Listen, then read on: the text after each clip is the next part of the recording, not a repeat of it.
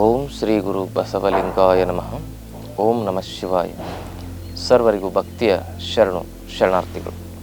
ನಾನು ನಿಮ್ಮ ಯೋಗ ಗುರು ವೈದ್ಯ ಶ್ರೀ ಚನ್ನಬಸವಣ್ಣ, ಶ್ರೀಗಂಗಾ ಯೋಗ ನಿಸರ್ಗ ಚಿಕಿತ್ಸಾ ಹಾಗೂ ಆಯುರ್ವೇದ ಸಂಶೋಧನಾ ಕೇಂದ್ರ, ಆರೋಗ್ಯ ಮಹಾಮನೆ, ಬೆಂಗಳೂರು, ಹುಬ್ಬಳ್ಳಿ, ಧಾರವಾಡದ ಹತ್ತಿರ ಮುರುಕಟ್ಟಿ.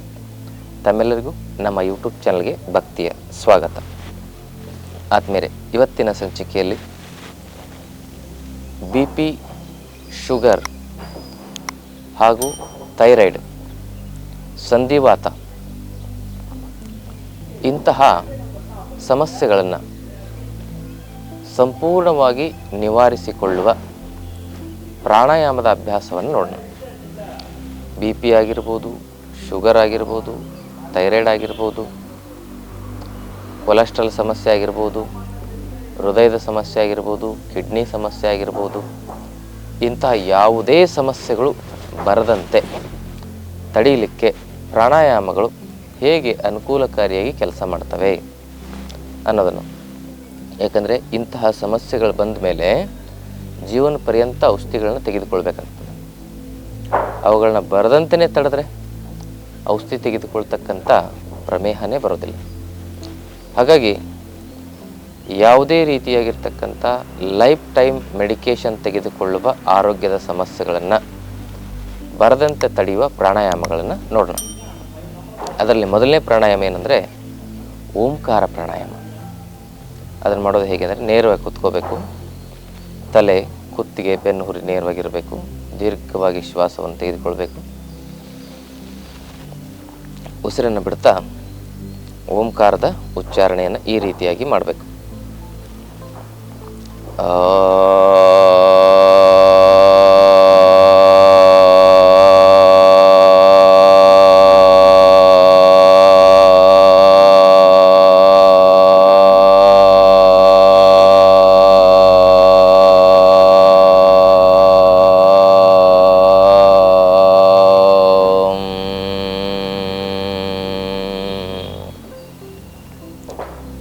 ಇದಕ್ಕೆ ಓಂಕಾರ ಪ್ರಾಣಾಯಾಮ ಅಂತ ಕರೀತಾರೆ. ಓಂಕಾರ ಅಂತ ಹೇಳಿದ್ರೆ ಇದು ವಿಶ್ವದ ಶಕ್ತಿಯ ನಾದ ಅಂತ ಹೇಳ್ಬೋದು. ವಿಶ್ವಶಕ್ತಿಯ ನಾದ. ಅದಕ್ಕೆ ನಾಸಾ ವಿಜ್ಞಾನಿಗಳು ಸೂರ್ಯನ ಹತ್ತಿರ ಹೋದಾಗ ಅವರಿಗೆ ಒಂದು ಶಬ್ದ ಕೇಳಿಸಿದೆ. ಅದು ರೆಕಾರ್ಡ್ ಆಗಿದೆ. ಆ ರೆಕಾರ್ಡನ್ನು ನೀವು ಗೂಗಲ್ಗೆ ಹೋಗಿ ಅಥವಾ ಯೂಟ್ಯೂಬ್ಗೆ ಹೋಗಿ ನೋಡ್ಬೋದು. ದ ಸೌಂಡ್ ಆಫ್ ಸನ್ ಅಂಥೇಳಿ ನೀವು ಟೈಪ್ ಮಾಡಿದ್ರೆ ಸಿಗುತ್ತೆ. ಸೂರ್ಯನ ಆ ಒಂದು ಶಬ್ದ ಏನಂತ ಹೇಳಿದ್ರೆ ಅನ್ನುವ ಶಬ್ದ. ಎಲ್ಲ ಧರ್ಮದ ಜನಾಂಗದವರು ಕೂಡ ಈ ಶಬ್ದವನ್ನು ಹೇಳ್ತಾರೆ, ವಿಭಿನ್ನವಾಗಿ ಹೇಳ್ತಾರೆ ಅಷ್ಟೆ. ಈಗ ನಾವು ಕ್ರಿಶ್ಚಿಯನ್ ಬಂಧುಗಳನ್ನು ನೋಡೋದಾದರೆ ಅವ್ರೇನು ಹೇಳ್ತಾರೆ? ಆಮಿನ್ ಅಂತ ಹೇಳ್ತಾರೆ. ಆಮಿನ್ ಅಂತ ಹೇಳಿದ್ರೆ ಅದು ಕೂಡ ಅಕಾರ, ಉಕಾರ, ಮಕಾರದ ಒಂದು ಓಂಕಾರ ನಾದವೇ ಆಯಿತು. ಮುಸಲ್ಮಾನ್ ಬಂಧುಗಳು ಕೂಡ ಹಾಗೇನೆ. ಹಾಗೆ ಆಮಿನ್ ಅಂತಕ್ಕಂಥದ್ದು ಓಂ ಅಂತಕ್ಕಂಥದ್ರಲ್ಲಿ ಏನು ವ್ಯತ್ಯಾಸ ಅಂತ ಹೇಳಿದ್ರೆ ಅಲ್ಲಿ ಕೇವಲ ಎನ್ ಪ್ರತ್ಯಯ ಸೇರ್ತದೆ. ಒಂದು ಉದಾಹರಣೆ ಹೇಳಬೇಕಂದ್ರೆ ನಮ್ಮ ಕರ್ನಾಟಕದಲ್ಲಿ ನಾವೇನು ಹೇಳ್ತೇವೆ? ರಾಮ ಅಂತ ಹೇಳ್ತೇವೆ, ಕೃಷ್ಣ ಅಂತ ಹೇಳ್ತೇವೆ. ಅದೇ ತಮಿಳುನಾಡಲ್ಲಿ ಆ ಹೆಸರು ಹೇಗೆ ಪರಿವರ್ತನೆ ಆಗ್ತದೆ ಅಂದರೆ ರಾಮನ್, ಕೃಷ್ಣನ್ ಅಂತ ಅಲ್ಲಿ ಹೇಳ್ತಾರೆ. ಕೃಷ್ಣ ಅಲ್ಲಿ ಹೋಗಿ ಕೃಷ್ಣನ್ ಆಯಿತು, ರಾಮ ಹೋಗಿ ರಾಮನ್ ಆಯಿತು. ಹಾಗೆ ಓಂ ಅಂತಕ್ಕಂಥ ಶಬ್ದ ಹೋಗಿ ಆಮಿನ್ ಆಯಿತು. ಅದೆರಡು ಒಂದೇ ಅರ್ಥ, ಒಂದೇ ಶಕ್ತಿ ಮಂತ್ರ, ಒಂದೇ ಒಂದು ವ್ಯವಸ್ಥೆಯ ನಿಸರ್ಗದ ಒಂದು ಶಬ್ದ. ಹಾಗೆಯೇ ಆ ಓಂ ಅಂತಕ್ಕಂಥ ಶಬ್ದವನ್ನು ನಾವು ಉಚ್ಚಾರಣೆ ಮಾಡೋದ್ರಿಂದ ಅಥವಾ ಆಮಿನ್ ಅಂತಕ್ಕಂಥ ಶಬ್ದವನ್ನಾದರೂ ಆಗ್ಬೋದು, ಎರಡು ಒಂದೇ. ಅದರಿಂದ ನಮ್ಮ ಹೃದಯ ಪ್ರಸನ್ನವಾಗುತ್ತೆ, ಶ್ವಾಸಕೋಶ ಪ್ರಸನ್ನವಾಗುತ್ತೆ, ಮೆದುಳು ಬಹಳ ಬಲಿಷ್ಠ, ಶಕ್ತಿಶಾಲಿ, ಕ್ರಿಯಾಶೀಲವಾಗುತ್ತೆ. ಆ ಮೂಲಕವಾಗಿ ಇಡೀ ಶರೀರದಲ್ಲಿ ನರಗಳ ವ್ಯವಸ್ಥೆ ಆಗಿರ್ಬೋದು, ಸಂಚಾರ ವ್ಯವಸ್ಥೆ, ಸರ್ಕ್ಯುಲೇಟರಿ ಸಿಸ್ಟಮ್ ಆಗಿರ್ಬೋದು, ಅತ್ಯಂತ ಕ್ರಿಯಾಶೀಲವಾಗಿ ನಮ್ಮ ಆರೋಗ್ಯವನ್ನು ಕಾಪಾಡುವ ಶಕ್ತಿ ಅಲ್ಲಿ ಸೃಷ್ಟಿಯಾಗುತ್ತೆ. ಇನ್ನು ಇದಾದ ಮೇಲೆ ಎರಡನೇ ಪ್ರಾಣಾಯಾಮ ಕಪಾಲಭಾತಿ ಪ್ರಾಣಾಯಾಮ. ಈ ಕಪಾಲಭಾತಿ ಪ್ರಾಣಾಯಾಮವನ್ನು ಕಿಡ್ನಿ ಸಮಸ್ಯೆ, ಹೃದಯದ ಸಮಸ್ಯೆ ಹಾಗೂ ಹೈ ಬಿ ಪಿ ಸಮಸ್ಯೆ ಇರೋರು ನಿಧಾನವಾಗಿ ಮಾಡಬೇಕು. ಹೀಗೆ ಅದಿಲ್ಲದೆ ಇರೋರು ಸ್ವಲ್ಪ ವೇಗವಾಗಿ ಮಾಡಿದರೆ ನಡೀತದೆ. ಈ ಕಪಾಲಭಾತಿ ಪ್ರಾಣಾಯಾಮವನ್ನು ಮಾಡೋದ್ರಿಂದ ನಿಮಗೆ ಯಾವುದೇ ಆರೋಗ್ಯದ ಸಮಸ್ಯೆಗಳು ಬರೋದಿಲ್ಲ. ಅಷ್ಟು ಅದ್ಭುತವಾಗಿರ್ತಕ್ಕಂಥ ಪ್ರಾಣಾಯಾಮ ಇದು. ಈ ಆಟೋ ಇಮ್ಯೂನ್ ಡಿಸೀಸ್ಗಳ ಪಟ್ಟಿಯಲ್ಲಿ ಇವೆಲ್ಲ ಬರ್ತವೆ.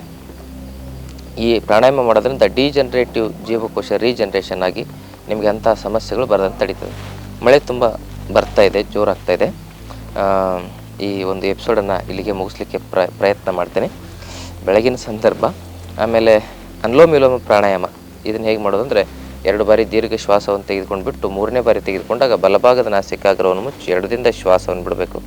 ಎಡಗಡೆನೇ ತೆಗೆದುಕೊಳ್ಬೇಕು, ಬಲಗಡೆ ಬಿಡಬೇಕು. ಬಲದಿಂದ ತೆಗೆದುಕೊಂಡು ಎಡಗಡೆ, ಎಡದಿಂದ ತೆಗೆದುಕೊಂಡು ಬಲಗಡೆ. ಈ ಅಭ್ಯಾಸವನ್ನು ಅನುಲೋಮ ವಿಲೋಮ ಅಂತ ಕರೀತಾರೆ. ಈ ಪ್ರಾಣಾಯಾಮದಿಂದ ಏನಾಗುತ್ತೆ ಅಂದರೆ ನಮ್ಮಲ್ಲಿ ಇಡ ಪಿಂಗಳ ಸುಷುಮ್ನ ನಾಡಿಗಳ ಜಾಗೃತಿ ಆಗುತ್ತೆ ಮತ್ತು ನಮ್ಮ ಎನರ್ಜಿ ಲೆವೆಲ್ ಬ್ಯಾಲೆನ್ಸ್ ಆಗಿರ್ತದೆ. ಓಂಕಾರ ಪ್ರಾಣಾಯಾಮದಿಂದ ಪಾಸಿಟಿವ್ ಎನರ್ಜಿ ವೈಬ್ರೇಷನ್ ಕ್ರಿಯೇಟ್ ಆಗುತ್ತೆ. ಕಪಾಲಭಾತಿ ಪ್ರಾಣಾಯಾಮದಿಂದ ಡಿಜನರೇಷನ್ ಆಗಿರುವ ಜೀವಕೋಶಗಳು ಮತ್ತೆ ರೀಜನರೇಷನ್ ಆಗ್ತವೆ. ಅನುಲೋಮ ವಿಲೋಮ ಪ್ರಾಣಾಯಾಮದಿಂದ ಶರೀರದಲ್ಲಿರುವ ಶಕ್ತಿಯ ಅಂಶಗಳು ಬ್ಯಾಲೆನ್ಸ್ ಆಗ್ತವೆ.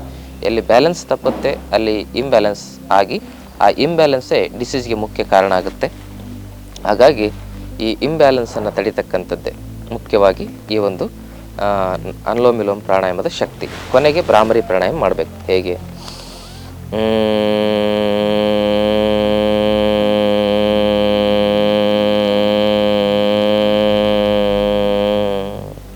ಹೀಗೆ ಅಭ್ಯಾಸ ಮಾಡೋದು. ಓಂಕಾರ ಪ್ರಾಣಾಯಾಮ 10 ನಿಮಿಷ, ಕಪಾಲಭಾತಿ ಪ್ರಾಣಾಯಾಮ 15-20 ನಿಮಿಷ, ಅನುಲೋಮ ವಿಲೋಮ ಪ್ರಾಣಾಯಾಮ ಒಂದು 15-20 ನಿಮಿಷ, ಕೊನೆಗೆ ಭ್ರಾಮರಿ ಪ್ರಾಣಾಯಾಮ ಒಂದು 5-10 ನಿಮಿಷ. ಯಾರು ಅಭ್ಯಾಸ ಮಾಡ್ತಾರೆ ಅವರಿಗೆ ಜೀವನದಲ್ಲಿ BP, ಶುಗರು, ಥೈರಾಯ್ಡು, ಕೊಲೆಸ್ಟ್ರಾಲು, ಆಮೇಲೆ ಚರ್ಮ ವ್ಯಾಧಿಗಳು, ಲಿವರ್ ಸಮಸ್ಯೆ, ಹೃದಯದ ಸಮಸ್ಯೆಗಳು, ಕಿಡ್ನಿ ಸಮಸ್ಯೆ ಇಂಥವ್ಯಾವ ಸಮಸ್ಯೆಗಳು ಬರೋದಿಲ್ಲ. ಬಂದವರು ಕೂಡ ನಿಯಮಿತವಾಗಿ ಗುರುಗಳ ಮಾರ್ಗದರ್ಶನದಲ್ಲಿ ಅಭ್ಯಾಸ ಮಾಡಿದರೆ ನೀವು ತೆಗೆದುಕೊಳ್ಳುವ ಆ ರಾಸಾಯನಿಕ ಔಷಧಿಗಳನ್ನ 2-3 ತಿಂಗಳಲ್ಲಿ ನೀವು ಸಂಪೂರ್ಣವಾಗಿ ಬಿಡಬಹುದು. ಪ್ರಾಣಾಯಾಮದಲ್ಲಿ ಅಂಥ ಶಕ್ತಿ ಇದೆ. ಆ ಯೋಗದ ಮೂಲಕ ಯೋಗದ ದಿನಚರ್ಯ, ಆಹಾರಚರ್ಯ, ಆಯುರ್ವೇದದ ಪದ್ಧತಿಯ ಅನುಸಂಧಾನವನ್ನು ಆಚರಣೆಯನ್ನು ಮಾಡೋದ್ರಿಂದ ನೀವು ಸ್ವಸ್ಥವಾಗಿ 100 ವರ್ಷ ಔಷಧಿ ಇಲ್ಲದೆ ಬದುಕಬಹುದು ಅಂತಕ್ಕಂಥ ಮಾತನ್ನು ಹೇಳ್ತಾ ಇವತ್ತಿನ ಸಂಚಿಕೆಯನ್ನು ಮುಗಿಸ್ತಾ ಇದ್ದೀನಿ.